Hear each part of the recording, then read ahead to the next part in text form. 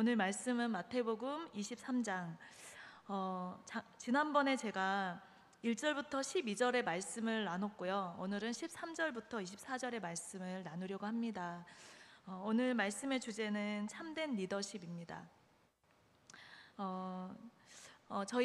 저희들은 얼마 전 그 한국의 어려운 일을 경험했습니다. 모두가 다 알고 계시듯이 국정농단이라는 사건을 통해서 리더가 얼마나 중요한지, 리더가 얼마나 정말 민족을 위해, 또 가정에, 또 학교에, 모든 리더, 어떤 곳에 있던 리더이든 리더가 참 중요하다는 것을 우리는 고민하고 또 생각하는 시간이었습니다. 국정농단이라는 뜻이 무슨 뜻이지 하고 제가 찾아봤는데요, 이런 뜻이 있더라고요. 주변의 모두 볼 수 있는 높은 언덕에 올라가 오로지 자신만의 권세와 이익을 추구하는 것을 국정농단이라는 뜻이 가지고 있는 의미라고 합니다. 예수님 시대에도 이런 비슷한 무리들이 있었습니다. 우리가 다 알고 있듯이 바리새인과 서기관들입니다. 이들은 사회의 기득권층이었고 또 종교 지도자들이었습니다. 하지만 예수님은 이들을 향해서 어떻게 말씀하고 계시냐면 소경이다, 맹인이다. 오늘 말씀에도 소경이다, 맹인이다 라고 이야기하고 있습니다. 그림 파일을 하나 주시기 바랍니다. 이 그림은 외식하는 사람, 외식 이렇게 쳐보니까 이 그림이 딱 뜨더라고요. 겉으로는 기도를 하고 있지만 마음은 기도하는 사람이 아닌 사악한 마음, 마귀 같기도 하고 사탄 같기도 한, 이 마음은 이렇게 먹고 있지만 겉으로는 거룩한 척하는, 이것이 바로 외식하는 사람, 바리새인과 서기관들을 향해서 예수님께서 말씀하신 그런 모습이 아닌가라는 생각이 듭니다. 오늘 13절에서 24절에는 예수님께서 이 바리새인과 서기관들을 향해서 일곱 번이나 분노를 표출하십니다. 그 분노의 그 단어로는 화 있을진저, 그러니까 저주를 받을 자들아, 이렇게 말하고 계십니다. 7번이나 이 말을 하고 계십니다. 이 화 있을진저라는 이 말은 물론 분노의 마음이기도 하지만 또 하나는 슬픔의 마음이 아닌가, 이 두 가지가 섞인 마음이 아닌가라는 생각을 해보았습니다. 오늘 바리새인과 서기관들, 이 사람들의 모습을 통해서 오늘날 우리는 어떤 리더십이 되어야 하는가를 돌아보는 시간이 되었으면 좋겠습니다. 첫 번째로는 제가 오늘 4가지를 하고 싶은데요. 첫 번째로는 참된 리더는 복음에 합당한 삶을 사는 사람입니다. 오늘 23장 13절 말씀을 보면 서기관들과 바리새인들이여, 너희는 천국문을 사람들 앞에서 닫고 너희도 들어가지 않고 들어가려 하는 자도 들어가지 못하게 하는도다, 이렇게 말하고 있습니다.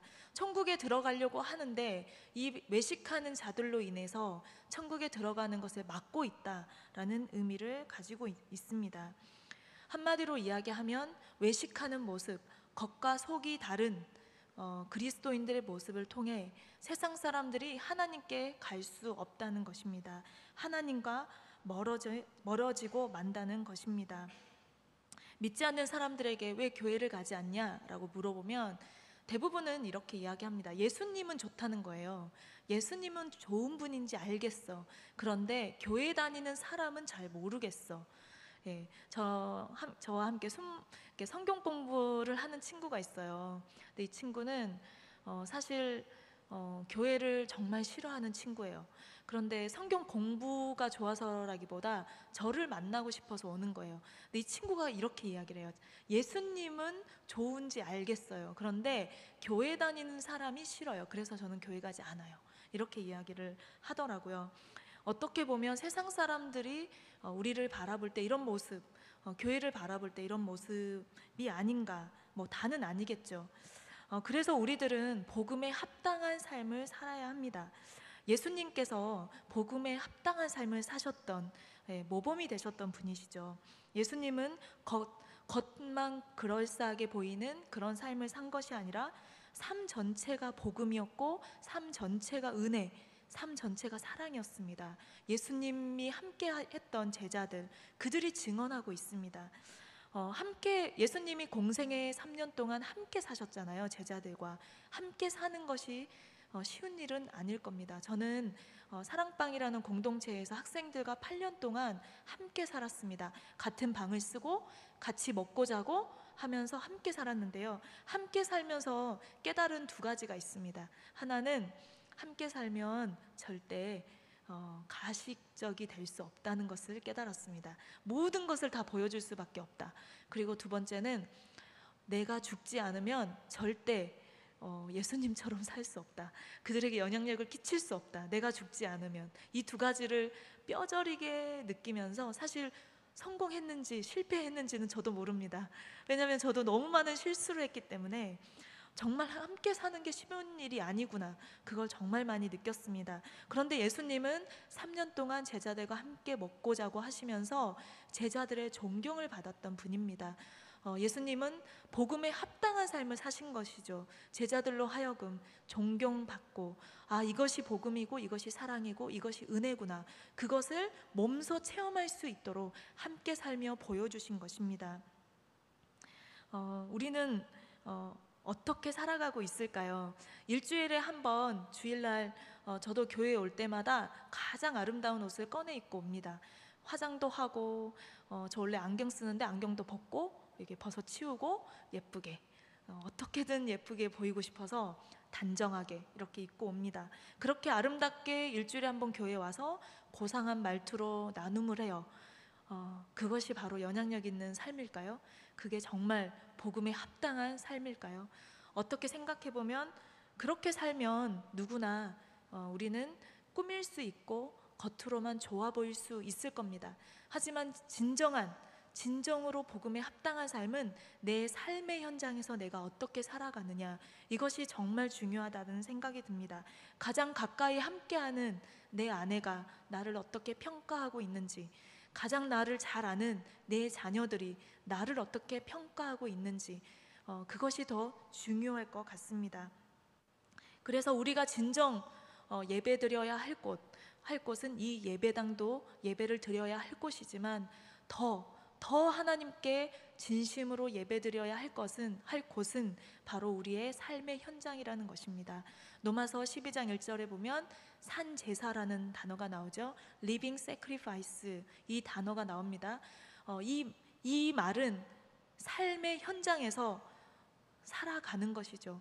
희생 제물로서 내가 죽어짐으로써 살아가는 것, 사도 바울이 날마다 죽노라 고백했던 것처럼 우리가 복음에 합당한 삶을 살지 않으면, 이렇게 죽어지는 삶을 살지 않으면 세상 사람들이 나를 통해 하나님을 볼 수가 없다는 것입니다.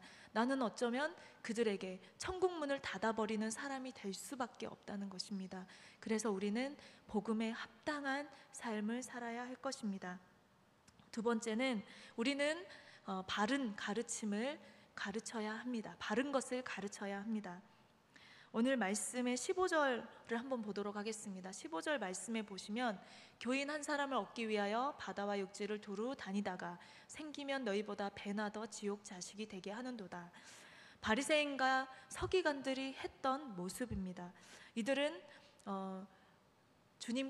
주님을 믿겠다 온 그 교인들에게 무엇을 가르쳤을까요? 진리를 가르치기보다 그들이 가진 전통과 유산, 그들이 가진 것들을 가르쳤을 수 있습니다. 어쩌면 그것들이 하나님과 더 멀어지게 만드는 것일 수 있다는 것입니다. 그래서 우리는 우리에게 오는 이 소중한 영혼들에게 바른 것을 가르쳐야 합니다. 전도하는 것이 쉬운 일이 아니죠. 저는 전도를 많이 하는 편이에요. 제 직업상, 제가 CCC 간사기 때문에 직업상 전도를 많이 하는 편입니다. 많이 전도해봤어요. 여러 나라에서, 모슬렘에서도 해봤고, 중국, 일본, 다양한 국가에서, 필리핀에서 전도를 해봤습니다. 그런데 전도하는 것이 정말 쉬운 일이 아닙니다. 그러다가 어쩌다 한 명, 예수님 믿겠습니다 고백한 그 한 명이 생기면 그 한 명에게 그럼 어떻게 가르칠 것이냐, 그 한 명을 어떻게 양육할 것이냐. 우리 교회에는 새신자 교육이라는 게 있죠. 오면 새신자 교육실에 가서 5번의 교육을 시킵니다. 너무너무 좋은 것 같아요. 다른 것을 가르치기보다 하나님의 말씀이 무엇인지, 기도가 무엇인지, 정말 구원이 무엇인지 이것을 먼저 가르쳐야 되는 것이 정말 맞는 것 같습니다. 우리가 가진 어떤 신념과 생각, 또 전통, 교회가 가진 종교 생활의 전통 얼마나 많습니까? 하지만 이것을 가르치기 전에 먼저 하나님의 말씀을 가르쳐야 한다는 것입니다. 우리가 잘못된 것을 가르쳤을 때 우리에게 온 교인들이 몇 배나 더 지옥의 자식이 될 수 있다는 거 우리는 정말 기억해야 합니다. 한 단계 더 나아가 오늘날 교회는 세상 사람들에게 또 다른 진리를 가르쳐야 합니다. 네. 잠시 그 사진 한번 보여주시기 바랍니다. 지난주에 제가 동영상을 봤는데요. 동영상을 사실 보여드리고 싶었는데 조금 길기도 하고 그래서 끊길 것 같아서 동영상을 못 보여드리고요. 제가 동영상을 사진을 찍어서 가져왔습니다. 세상 사람들은 굉장히 다양한 궁금증을 가지고 있습니다. 하나님에 대해서, 예수님에 대해서, 그것뿐만 아니라 과학, 성, 문화, 삶의 양식, 굉장히 다양한 궁금증을 가지고 있습니다. 그런데 많은 세상 사람들이 어떻게 생각하냐면, 왜 교회를 회피하냐면, 교회는 자신들이 진짜 궁금한 것은 말해주지 않는다, 단지 그들이 원하는 말만 한다 라고만 생각하는 것입니다. 때로는 교회를 향해서 자신들이 가진 질문을 던졌을 때 교회는 앞뒤가 맞지 않는 대답을 한다. 사진을 돌려주시겠습니까? 세상 사람들이 우리가 답을 해주지 않으니까 어디에서 답을 찾냐면 인터넷, 또 세상의 책들, 또 세상 사람들, 이런 것에서 답을 찾죠. 하지만 그 답은 더 많은 혼란만 줄 뿐입니다. 믿는 그리스도인들도 마찬가지입니다. 젊은 청년들도 마찬가지입니다. 많은 질문이 있습니다. 이성교제는 어떻게 해야 돼요? 결혼이 뭐예요? 결혼은 꼭 해야 되나요? 직장은 어떻게 구해야 되는 거예요? 소명이란 무엇입니까? 정말 많은 질문이 있습니다. 그런데 교회가 이 질문을 해주지 않으면 어디서 찾냐면 세상에서 그들의 답을 찾는 거예요. 그런데 그 답은 더 큰 혼란만 줄 뿐이라는 것입니다. 네, 한 장 더 넘겨주시기 바랍니다. 네, 교회에서 듣는 답을 향해 세상이 말합니다. 앞뒤가 잘 맞지 않는 것 같다. 이게 동영상의 한 부분인데 제가 사진을 찍어 온 것입니다. 우리는 어떤 준비가 되어 있을까요? 진리를 말해줘야 하는데요. 당장 여러분들의 자녀가 어느 날 왔어요. 엄마, 아빠, 결혼이 뭐예요? 엄마, 아빠, 이성교제는 어떻게 하는 거예요? 이런 질문을 했을 때 우리는 어떤 답을 줄 것입니까? 단지 청년 때 그거 많이 해봐. 청년 때 이성교제 만날 수 있으면 다 만나봐. 많이 해봐. 단지 이것으로 우리의 답을 줄 것이냐? 이제는 교회가 준비를 해야 된다. 세상이 주는 수많은 질문들에 대해서 교회는 답을 줘야 되는데 이 답이 내가 생각하거나 내가 알고 있는 답이 아니라 성경이 말하는 답을 줘야 된다는 것이죠. 성경이 결혼을 무엇이라 얘기하는가? 성경은 이성교제를 무엇이라 이야기하는가? 성경은 성을 뭐라고 이야기하는가? 왜 그것이 죄인가? 왜 이것이 안 되는가? 성경이 무엇을 이야기하고 있는가에 대한 바른 정답을 우리는 줄 준비가 되어 있는지 우리 자신을 돌아봐야 합니다. 우리가 이런 답을 주지 않으면 우리의 다음 세대들은 몇 배나 지옥 자식이 될 수 있다는 것입니다. 세상은 너무나 많은 질문을 가지고 있는데요. 우리가 귀를 열고 이제는 그것을 나눌 준비를 가져야 합니다. 베드로전서 3장 15절에 이런 말씀이 있습니다. 너희 마음에 그리스도를 주로 삼아 거룩하게 하고 너희 속에 있는 소망에 관한 이유를 묻는 자에게는 대답할 것을 항상 준비하되 온유와 두려움으로 하라. 이 말씀이 있습니다. 세상이 우리에게 수많은 질문을 했을 때 우리는 그것을 대답할 준비를 해야 합니다. 그러기 위해서는 도전합니다. 책을 보세요. 찾아보세요. 이성교제에 관련된 신앙서적이 정말 수십 권이 넘습니다. 저는 항상 학생들한테 이야기를 하거든요. 네가 30권의 이성교제의 책을 읽기 전에 결혼하지 마라. 적어도 서른권의 이성교제에 관한 신앙적인 가치관, 철저한 준비하고 나서 결혼해라. 그래, 30권이 많으면 10권이라도 좋다. 그걸 가지고, 그 답을 가지고 결혼하라는 것이죠.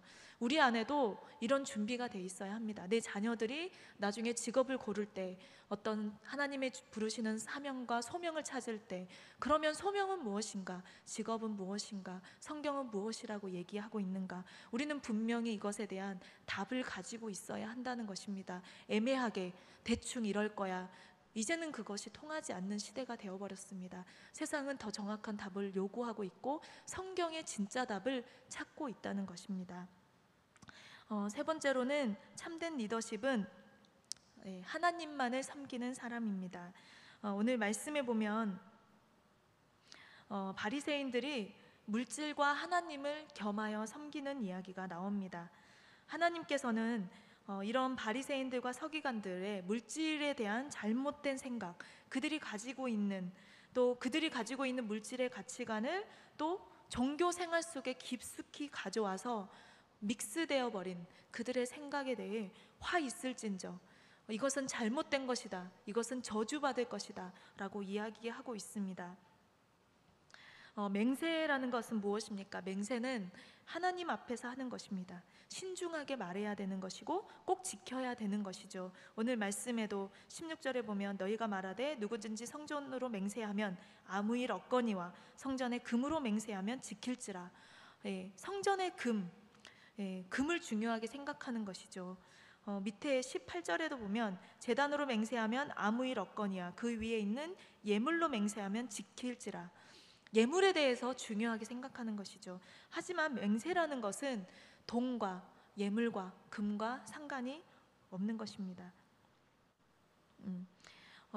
이 물질의 크고 작음, 이것과 상관이 없음에도 불구하고 바리새인들은 이 맹세라는 것은 물질과 금과 크게 관련 있고 효력이 있는 것처럼 이렇게 가르친 것이죠. 이것은 잘못된 가르침이고 그들이 가지고 있는 물질적인 가치관을 종교 생활에 믹스해 버린 것입니다. 면죄부를 판매했던 중세시대의 그 가톨릭의 교회들과 다를 것이 하나도 없는 것입니다. 우리의 마음속 깊은 곳에 세속적인 생각, 물질적인 생각과 가치관이 우리의 신앙생활 속에 깊이 우리도 모르게 뿌리박혀 있진 않는지 우리도 돌아봐야 할 것입니다. 한인교회의 특성상 사실은 교회에 나올 때 사업적인 어떤 목적, 내 안에 그런 사리사욕, 이런 마음들을 가지고 교회에 나오는 분들도 계십니다. 하지만 우리도 우리 자신을 돌아봐야 합니다. 내 마음의 중심에 나는 어떤 마음으로 교회에 출석하고 있는가. 과거에 다녔던 교회인데요, 한 가정이 있었습니다. 어머니와 딸이 열심히 새벽 기도를 나오는 것을 봤습니다. 그리고 목사님도 매일매일 새벽 기도를 나오니까 칭찬을 하셨습니다. 와, 이렇게 열심히 새벽 기도 나오네, 칭찬을 하셨습니다. 그 청년의 이름을 들면서 여러분 이렇게 기도하세요 라고 이야기했습니다. 사실 그 청년은 회계사 시험을 준비하고 있었습니다. 국제회계사 시험을 준비하고 있었는데 열심히 새벽 기도를 하고 사실 회계사 시험에 합격을 했습니다. 그런데 그래서 이 청년은 좋은 직장에 취직까지 했습니다. 그런데 안타까운 건 뭐냐, 그 직장에 취직을 하자마자 이 청년은 하나님을 떠났습니다. 몇 년 후가 지났습니다. 1-2년? 한 2년 정도 후에 제가 그 청년을 만나게 됐습니다. 그러면서 이야기를 했습니다. 너 요즘에 교회 안 다닌다는데 왜 교회를 안 다니냐 이렇게 물어봤더니 직장 생활이 너무 고단해서 토요일까지 일을 하고 주일날 너무 피곤해서 도저히 교회 나갈 힘이 없다는 거예요. 그 얘기를 듣는데 제 속으로 무슨 생각을 했냐면, 회계사 공부를 하면서 몇 주 동안 새벽 기도를 나왔잖아요. 어떻게 새벽 기도는 나왔지? 너무 대단하다. 이거 어떻게 된 걸까? 속으로만 그렇게 생각을 했습니다.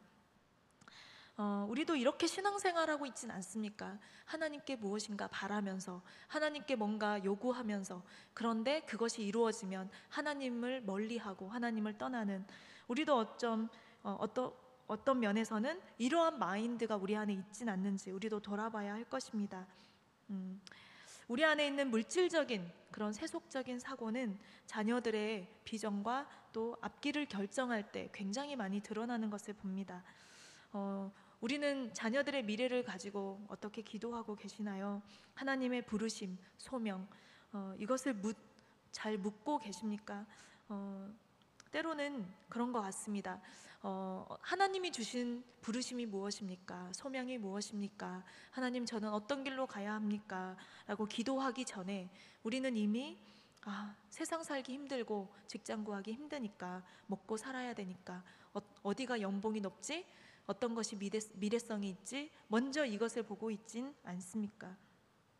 과거에 유치부 아이가 7살이었는데 굉장히 똑똑했어요. 저희 교회 이야기는 아닙니다. 굉장히 똑똑했어요. 그 암송도 되게 잘하고, 숙제 뭘 내주면 너무 퀴즈도 잘 맞추고 너무 똑똑한 거예요. 이 어머님이 나름대로 자부심이 있었던 거죠. 우리 자녀가 암송도 잘하고 이것도 잘하고 저것도 잘하고, 그리고 메시지를 이렇게 제가 설교를 하면 우는 거예요. 그 아이가, 그 7살 먹은 그 아이가 눈물을 글썽거리고 이런 아이가 있었어요. 그 어머님 나름대로 굉장히 자부심이 있었죠. 그런데 이 어머님이 어느 날 저한테 와서 고민을 털어놓는 거예요. 자기 자녀가 자신은 굉장히 자랑스러웠는데 그 주변의 집사님들이 아유 그냥 대충대충 해. 그러다가 목사 되면 어떨 거야? 어쩌면 좋아? 목사 될 것 같아. 그러면 안 돼. 이러면서 막 이렇게 이야기하면 목사 되면 안 된다고. 그러다 목사 된다고. 이러면서 염려하는 소리로 이 어머니께 이야기를 한 겁니다. 근데 이 어머님이 저한테 와서 속상해 하시면서 이야기를 하셨어요. 전도사님, 목사 되면 안 되는 거예요? 목사가 나쁜 건가요? 이렇게 이야기를 하시는 거예요. 제가 그 이야기를 가만히 들으면서 왜 목사 되면 안 된다 그랬을까? 목사 되면 하나님께 영광이요 가문의 영광 아닌가? 이런 생각을 쭉 하다가, 만약에 목사 연봉이 1억이다. 목사 연봉 1억. 그러면 이런 말을 할까? 라는 생각이 드는 거죠. 그러니까 우리도 모르게, 나도 모르게 물질적으로 보는 거예요. 내 자녀의 미래, 또 어떤 교회 일, 교회 상황 이런 것들을 물질적으로 계산을, 나도 모르게 그런 가치관과 생각이 있을 수 있다는 것이죠. 제가 그 이야기를 들으면서 좀 씁쓸한 생각이 들었었습니다. 제가 지난주에 한 설문조사를 보게 되었는데요. 한번 그 사진을 보여주시기 바랍니다. 한국 교회의 당면한 과제, 한국 교회가 어떤 문제가 있느냐, 이 질문에 39.5%가 세속화 물질주의가 가장 많이 나왔고요. 사실 그런데 다른 문제들도 약간 물질과 세속적인 것과 연관이 있습니다. 목사들의 자질 부족, 사리 사욕, 이것도 약간 물질적인 것과 좀 연관이 돼 있고요. 외적인 그런 강조하는 거, 그런 외적인 확장, 이런 것도 약간 물질적인 것과 좀 연관이 돼 있죠. 이것도 27%, 20%. 그러니까 굉장히 많은 부분에 있어서 한국 교회가 당면한 문제가 물질과 관련이 있다는 것입니다. 굉장히 저는 이걸 보면서 많은 생각을 하게 되었습니다. 다음 그림 보여주시기 바랍니다. 이런 조사를 했습니다. 교회에서 봉사를 하냐 안 하냐. 근데 봉사를 안 하고 있다가 거의 52% 정도고요. 봉사를 하고 있다가 48%입니다. 그런데 봉사를 하고 있다 48%가 대부분 어떤 사람들이냐면 경제적으로 여유가 있는 사람이 봉사를 하고 있다라고 체크를 했습니다. 그러니까 봉사를 하는 것과 경제적인 수준이 정비례한다라는 결과가 나왔습니다. 그러니까 교회에서 봉사를 하는 사람은 어느 정도 재정적으로 또 안정적인, 경제적으로 안정적인 그런 사람들이 봉사를 하는 것이고요. 가난하거나 소외계층 사람들은 봉사를 하지 않는다는 것입니다. 이러면서 이 조사를 했던 교수님께서 이런 발표를 하는 걸 봤습니다. 결국은 한국 교회 안에 주류를 이루고 있는 사람들은 경제적으로 부유한 사람들이고, 비주류를 이루고 있는 사람들은 경제적으로 부족한 사람들, 가난하거나 소외계층은 교회 안에서도 비주류를 이루고 있습니다. 그리고 그 다음에 또 다른 조사를 했어요. 어떤 조사냐면 교회에 대한 만족도와 목회자에 대한 만족도인데요. 그 비주류, 그러니까 소외계층 사람들일수록 교회의 만족도가 낮다. 그리고 목회자에 대한 만족도도 낮다라고 나와 있습니다. 결론은 무엇이냐? 한국 교회 안에 저소득층, 가난한 사람들은 교회 안에서도 설 곳이 없다는 것입니다. 제가 이 자료를 쭉 보면서 굉장히 충격을 받았습니다. 저는 개인적으로 굉장히 충격을 받았습니다. 아, 가난한 사람들이 교회에서도 설 곳이 없구나. 세상에서도 설 곳이 없는데 교회에서도 설 곳이 없다는 게 저는 굉장히 마음이 아팠고 이걸 꼭 나누고 싶었습니다. 우리는 이 문제에 대해서 자유할 수 있는가? 우리는 이 문제에 대해서 어떻게 생각해야 되는가? 교회는 어떤 곳인가? 예수님은 가난한 자와 연약한 자들의 손을 잡아주셨고 또 그 사람들이 예수님과의 친구였잖아요.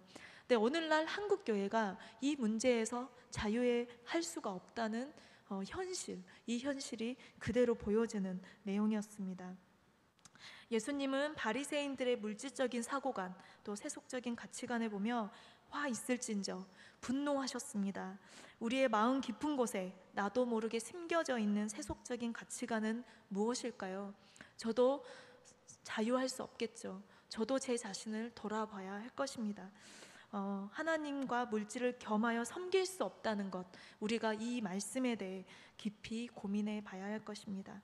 네 번째, 참된 리더는 어떤 사람인가? 기독교 정신을 가진 사람, 예수님의 정신을 가진 사람. 오늘 말씀의 23절입니다. 23절의 말씀에 보면요, 박하와 해양과 근체의 11조는 들이되 율법에 더 중한 바 정의와 궁율과 믿음은 저버렸도다 라고 말하고 있습니다. 박하와 해양, 근체, 이거는 식물이에요. 식물인데 주류가 아니고요. 그러니까 사소한 식물이죠. 잘 먹지 않는, 그런데 가끔 먹는, 그러니까 주식이 아닌 것이죠. 그것에 11조를 드렸다고 했어요. 그러니까 바리새인들은 굉장히 사소한 것까지 율법을 지켰던 사람인 거예요. 이것에 대한 11조를 드릴 정도로 아무도 쳐다보지 않는 그런 식물에 대한 11조를 드렸어요. 그런데 더 중요한 무엇을 버렸는가? 정신을 버린 것이죠. 정의, 궁율, 믿음, 이런 정신을 버린 것입니다. 정신이 영어로 뭐죠? 정신? 스피릿, 마인드, 이런 단어로 쓸 수 있겠죠. 군대에 다녀오면 군인의 스피릿을 갖습니다. 그리고 어머니들만에 가지고 있는 그 마인드, 엄마로서의 모성애에 대한 그 정신을 가지고 있죠. 영국 군인들에 대해서 예전에 읽어본 적이 있는데, 영국 군인은 전쟁터에 나가서 내 전우가 총에 맞거나 죽게 되면 그대로 두고 떠나오지 않는다고 합니다. 그 전우를 꼭 데리고 철수를 한다고 해요. 그래서 앞에 나가 전투하는 것이 두렵지 않는, 내가 죽더라도 나를 데리고 와줄 거야 라는 믿음이 있는 것, 그것이 바로 영국 군인이 갖는 스피릿이라고 합니다. 또 하나는 영국 군인들은 여성과 아이를 철저히 보호하고 지키는 그 마인드를 갖고 있다고 하는데요. 그 타이타닉호가 타이타닉호가 이렇게 했을 때 그때 많은 그 여성과 아이들의 비율이 굉장히 많이 생존을 했다고 합니다.